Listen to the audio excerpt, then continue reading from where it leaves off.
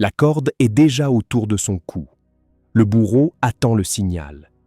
Et pourtant, cet homme a passé 70 ans de sa vie à prier si intensément que le ciel, dit-on, répondait à ses invocations par la pluie. Comment un tel homme peut-il finir pendu, accusé de viol, de meurtre et pire encore, d'avoir adoré Satan à la toute dernière seconde de son existence? Si cette histoire ne vous glace pas le sang, c'est qu'on ne vous l'a jamais racontée correctement. Abonnez-vous, parce que ce que vous allez entendre va bouleverser votre idée de ce qu'est réellement une chute spirituelle. Tout commence dans les terres des enfants d'Israël, dans un ermitage isolé, loin du bruit du monde. Là vivait un homme du nom de Barsisa, un ascète absolu, un homme qui avait renoncé à tout, sommeil, confort, compagnie, pour ne consacrer chaque heure de sa vie qu'à l'adoration. Pendant des décennies, Satan tenta de l'atteindre. Attaque directe, tentation grossière, rien ne fonctionnait. La foi de Barsisa semblait taillée dans le roc. Mais le diable, patient, comprit une chose essentielle. Certaines forteresses ne tombent jamais par la force. Elles tombent de l'intérieur, à travers la porte qu'on croit la plus sûre. Non loin de là vivaient 3 frères et leur unique sœur, une jeune femme d'une beauté rare, protégée comme un trésor. Un jour, la guerre les appela au loin, ou peut-être un long voyage. Les récits divergent sur ce détail. Mais un problème se posa immédiatement. Que faire de leur sœur pendant leur absence? Qui pourrait garantir sa sécurité mieux qu'un homme entièrement dévoué à Dieu? Suggestion soufflée, on l'imagine, par une voix bien plus rusée qu'elle n'en avait l'air. Les frères se rendirent donc chez Barsisa et le supplièrent d'accueillir leur sœur le temps de leur absence. Sa première réaction fut un refus catégorique. Une femme seule sous son toit? Hors de question. Mais l'insistance fut telle, et l'argument religieux si habilement tourné, protéger une âme vulnérable n'est-il pas un devoir sacré, qu'il finit par céder. Après tout, se dit-il, elle restera dans une pièce séparée. Je ne la verrai jamais. Voilà comment débute presque toujours la chute d'un homme qui se croit invincible. Mais ce n'est pas le plus fou. Car ce qui suivit n'était qu'une lente et méthodique dissolution de chaque limite qu'il s'était fixée. D'abord, il dépose la nourriture devant sa porte sans jamais entrer. Puis, une pensée s'immisce, glissée comme un murmure, et si quelqu'un la voyait sortir chercher son repas. Ne vaudrait-il pas mieux déposer le plat directement à l'intérieur? Argument logique, presque vertueux. Il cède. Puis vient l'étape suivante. Elle semble si seule, si triste. Un mot de réconfort ne serait pas un péché, n'est-ce pas? Alors il lui parle, d'abord à travers un mur, puis à travers une porte entr'ouverte. Les jours passent, les conversations s'allongent, et sans même s'en rendre compte, cet homme qui n'avait jamais regardé une femme en 70 ans commence à se surprendre à attendre le son de sa voix. Et c'est là que tout bascule véritablement. Un jour, portant son plateau de nourriture, une pensée fulgurante le traverse. Juste un regard. Un seul. Il lève les yeux. Et ce qu'il voit efface d'un coup l'équivalent de 7 décennies de discipline absolue. Ce qui suit est inévitable et terrible. Il commet l'irréparable. La barrière qu'il avait crue infranchissable s'effondre en un instant et l'homme qui faisait pleuvoir le ciel par ses prières se retrouve, pour la première fois de sa vie, complice de sa propre destruction.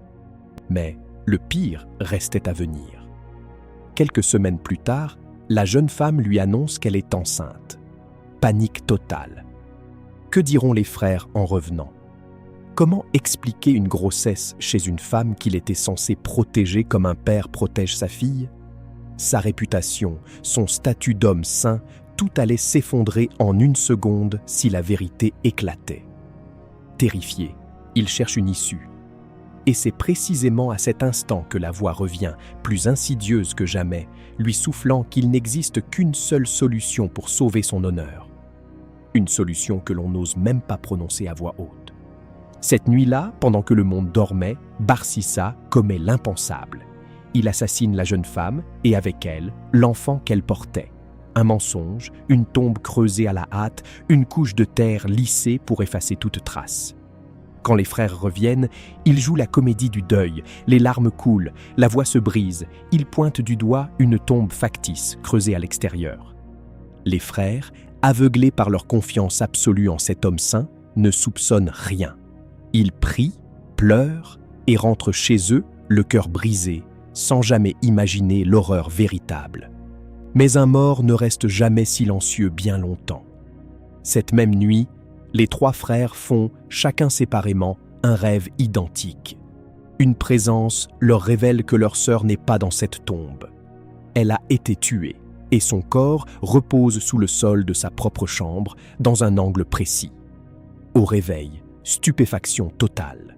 Les trois récits concordent exactement. Aucune coïncidence ne peut expliquer cela. Rongés par le doute, ils saisissent pelles et pioches et retournent, furieux, vers l'ermitage. Ils ne posent aucune question. Ils se dirigent directement vers la tombe factice et commencent à creuser. Rien. Le trou est vide. Le visage de Barsiza blêmit. Puis, ils se ruent vers la chambre indiquée dans leur rêve et fouillent le sol. Quelques coups de pioche plus tard, l'horreur surgit au grand jour, le corps décomposé de leur sœur, et à côté, celui de son nouveau-né. La nouvelle se répand comme une traînée de poudre. L'homme que tout le village vénérait comme un saint est démasqué comme un violeur et un meurtrier. La foule, hier admirative, se transforme en une masse vengeresse. Barsiza est traîné devant le juge. La sentence tombe, sans appel. Pendaison publique. Le voilà donc sur l'échafaud, entouré d'une foule qui le hue, abandonné de tous, alors qu'il fut jadis vénéré par cette même communauté. Et c'est à cet instant précis, la corde déjà serrée, que la silhouette réapparaît. Celle qui a orchestré chaque étape de sa chute depuis le premier jour. Le diable, se penchant vers son oreille, murmure avec un plaisir presque jouissif qu'il est l'artisan de tout, la tentation, le meurtre, les rêves révélateurs, tout. Mais il ajoute qu'il reste encore un espoir. Un tout dernier geste pourrait sauver Barsiza de la mort. Et c'est là que se joue la scène la plus effrayante de toute cette histoire.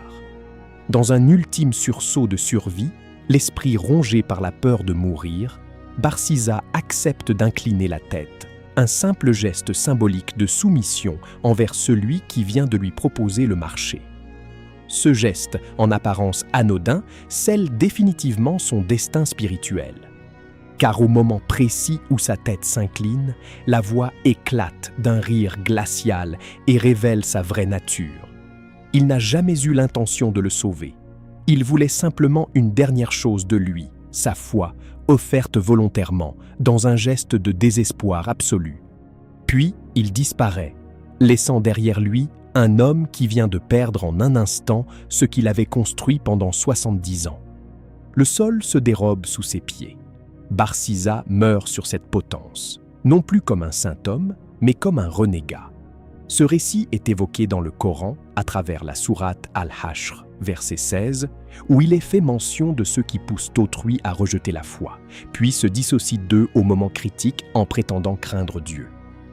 Le verset suivant précise que le sort réservé à ces deux figures, celui qui pousse au mal et celui qui s'y abandonne, n'est autre que le feu éternel, une punition destinée à ceux qui ont commis l'injustice envers eux-mêmes. Cette histoire n'est pas un simple conte destiné à effrayer. C'est un avertissement d'une actualité brûlante. Premièrement, aucune quantité d'adoration ne garantit une fin dans la foi. 70 ans de dévotion n'ont pas suffi à sauver Barsiza, ce qui signifie qu'aucun être humain ne devrait jamais se croire à l'abri de sa propre chute. Deuxièmement, observez la méthode. Le mal ne s'introduit jamais brutalement. Il commence toujours par une bonne intention, aider une personne vulnérable, puis grignote patiemment chaque limite, un service, une conversation, un regard, jusqu'à l'irréparable. Troisièmement, aucun péché commis dans l'ombre ne reste réellement caché, car ce qui échappe au regard des hommes n'échappe jamais à celui qui voit tout. Alors si cette histoire vous a marqué autant qu'elle nous a marqué en la racontant, Dites-nous en commentaire quelle étape de cette chute vous semble la plus terrifiante. Et n'hésitez pas à regarder notre prochaine vidéo pour découvrir une autre histoire tout aussi troublante sur les ruses les plus redoutables jamais racontées.